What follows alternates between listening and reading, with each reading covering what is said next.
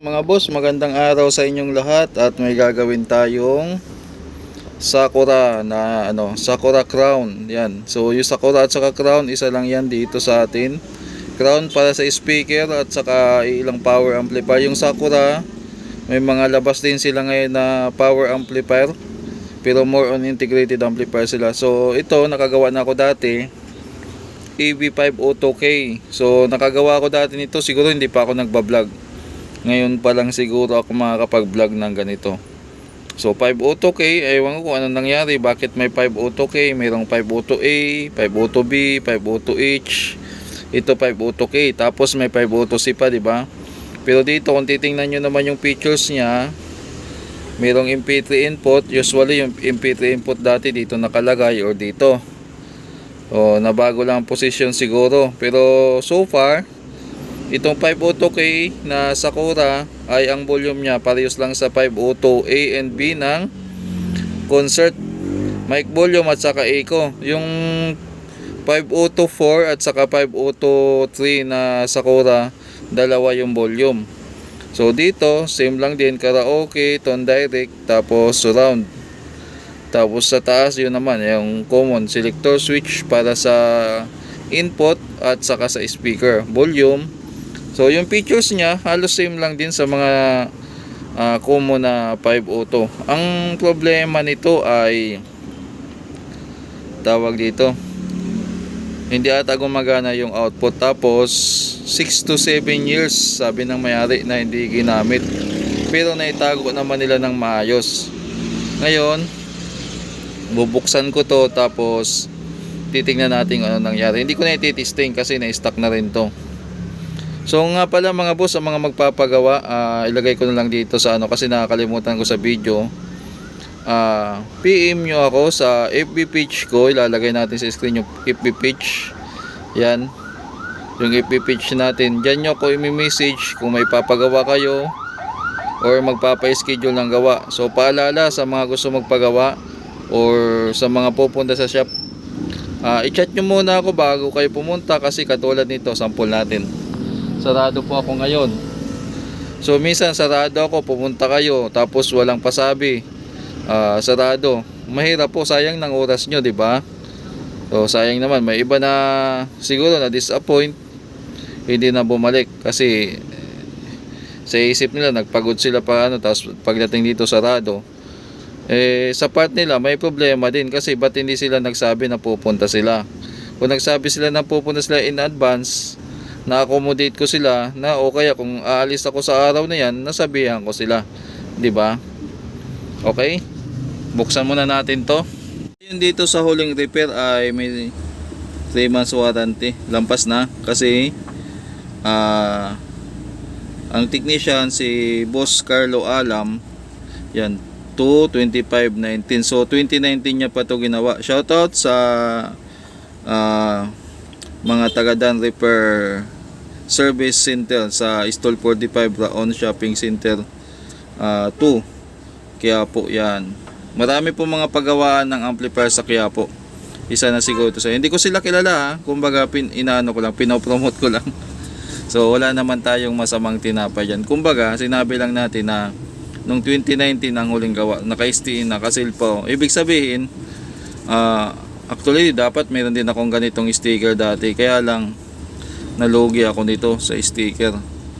Bumili ako ng marami kasi bultuhan po dati pagpagawa ng sticker, tapos nabaha, so hindi na ako umulit. So hindi pa siya nabubuksan sa pool nung ginawa ni Kuya Carlo. Yan, okay, tayo pa lang magbubukas ngayon. Ito na yung laman niya. So malaki din yung heatsink niya, or parang pang 735. Pero simple yung transistor niya, parang 5 Auto lang din talaga. So 5 Auto na 5 Auto yung design mga boss. Malinis pa naman. Ito agad ang tinitingnan ko kapag nagbubukas ako ng amplifier kung may kalawang dyan.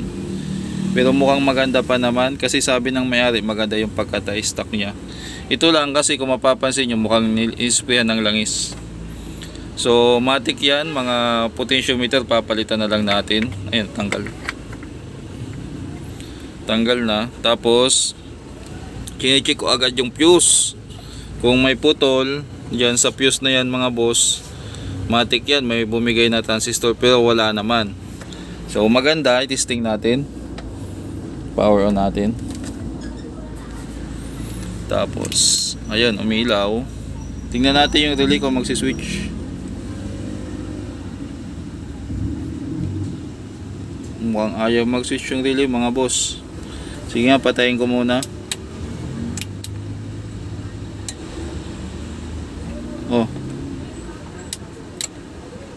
Ay, di makita no. Gumagalaw ba yung relay?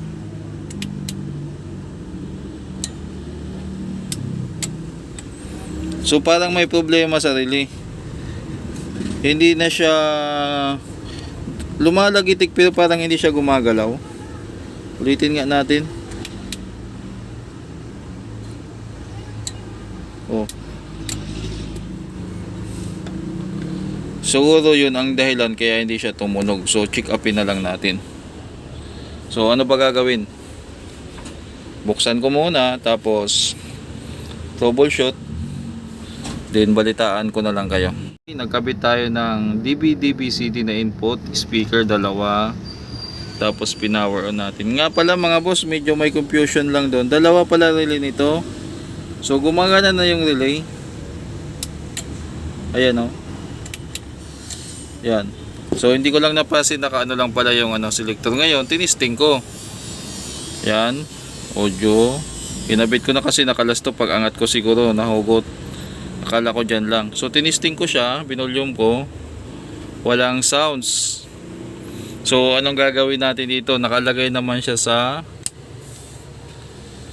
BCD. Yan, DVD-BCD. Tapos yung naka-speaker Air Plus B na.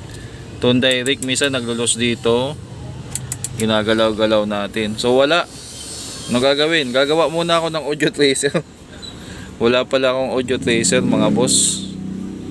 So gawa tayo ng audio tracer. Kasi ginamit ko na yung audio tracer ko, yung IC. Kinabit ko doon sa pan-testing natin na yun. So tama sabi ng may-ari, yung RL walang sounds. Lipat natin sa baba. Wala talaga. Wala talagang sounds. So para ma-troubleshoot to kung saan nawala yung sounds, gagamit tayo ng audio tracer mga boss. So gagawa muna ako. Na lang tumunog mga boss. Nakagawa na ako ng audio tracer. Ayan oh. Audio tracer natin. So ang problema niya ngayon, tanggalin natin tong isang channel. Hindi tumutunog tong ano ba to, right? Yan, galawin natin dito, volume, yan. So yung isa naman, naka-off na yung volume, nakasagad na yan pababa. Pag may sounds pa rin.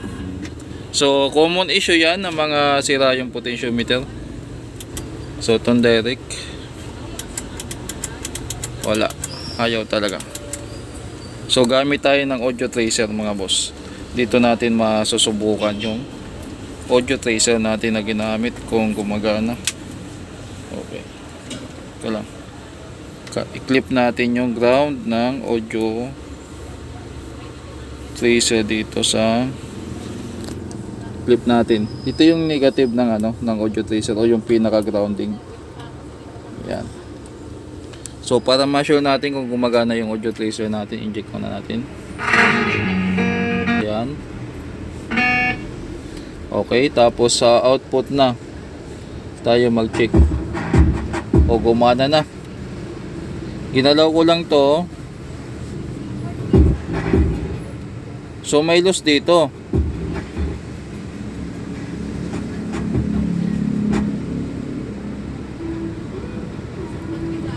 So may loss yung wire.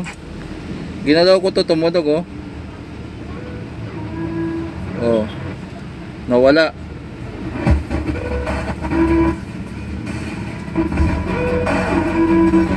May tama yung wiring.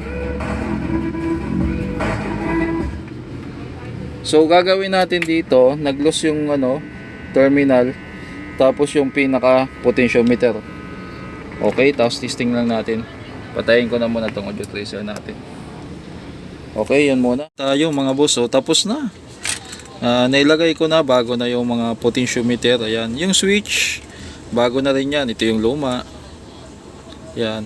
Nagloloko kasi yan. May na-experience ako dati nito. Sakura din yung ginawa ko. Nilinis ko. Kaya lang sabi ng may-ari, pagdating sa kanila, nagloloko yung switch. At saka yung, hindi ko lang maalala ko yung kay Kuya GC Apoya din ata, consult yung ginawa ko na hindi namin napalitan ito. Nagloloko din ata yung ano. Kaya naisipan ko nito, bumili ng ganito. Naghanap ako kasi mahirap maghanap ng ganitong switch na mataas, mga boss. So pati ito naman yung sa gitna, yung sa Tone Direct, isa din yan sa mahalagang mapalitan kasi nawawala din yan sounds pag nagulos yan. Itong sa surround center kahit hindi na, okay na, pero binago na natin. Potentiometer bago na lahat yan. Ito yung mga luma. Switch dito sa taas, yung is-bus at saka loudness, volume. Yung selector switch ayos pa naman, hindi ko na ginalaw. Yung connector naman, kaya bagong palit yan kasi napansin ko nangingitim na yung dulo o yung loob. Pinalitan ko na kasi nag-uumido na para sigurado. Ngayon ibabalik natin sa kaha, tapos ititesting natin. Pero linisan ko muna ng bahagya yung kaha kasi mabawasan man lamang ng alikabok. Mga boso, hindi natin ito matitesting na matagal o malakas kasi hating gabi na ngayon. Tumutunog na. Ayan. Tanggalin natin to. Ito yung tumutunog na. Ayan. I-off natin yung volume. Tahimik na. So napalitan na natin. At saka yung naglulos dito. Ayan. Uy, mayroon pang loss ah. Ito may loss pa yung wire.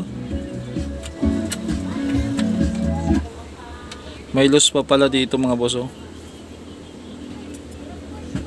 So ipanghinang, ayun, meron pa. Ito pa oh. Yan. So maganda niyan, siguro ihinang ko na lang lahat yan, yung mga nandito para sigurado. Naglulos dito. Meron pa pala, akala ko yung isa okay na. Ayan oh. Okay na.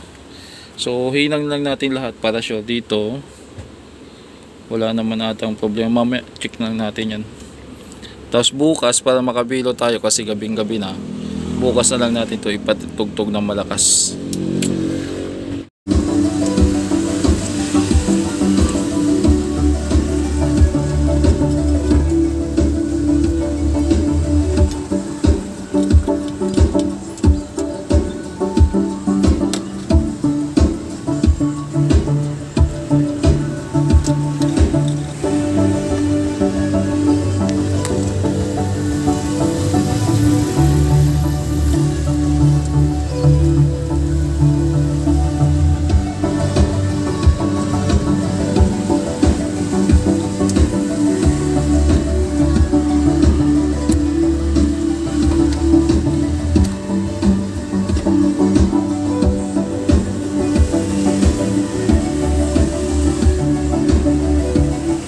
So ayos na mga boss yung wala na yung loss, nahinang na natin dito.